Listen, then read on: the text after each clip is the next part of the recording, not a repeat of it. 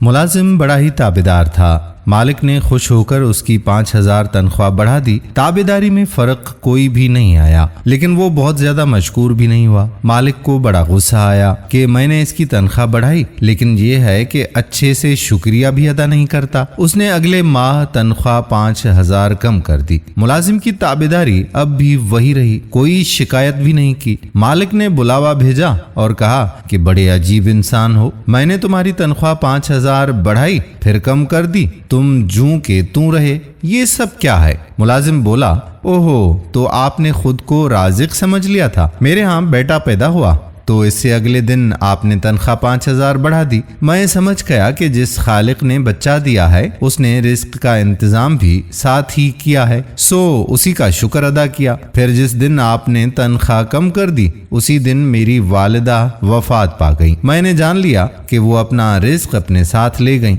सो तब भी अल्लाह का शुक्र अदा करके मुतमईन रहा। फिर बोला कि साहिब, ये रोजी रोटी के फैसले कहीं और ही होते हैं, हम तो बस मोहरे होते हैं जिन्हें आगे पीछे करके असबाब पैदा किए जाते हैं। बेशक रिस्क देने वाला अल्लाह तबारक व तआला ही है। अगर हमारे रिस्क में कोई कमी होती है तो उसकी भी कोई ना कोई बुनियादी वजह होती है, इस पर भी शुक्र अदा करना चाहिए। और जब हमारे रिस्क में बरकत होती है तो उस बरकत पर भी अल्लाह ताला का शुक्र अदा करना चाहिए।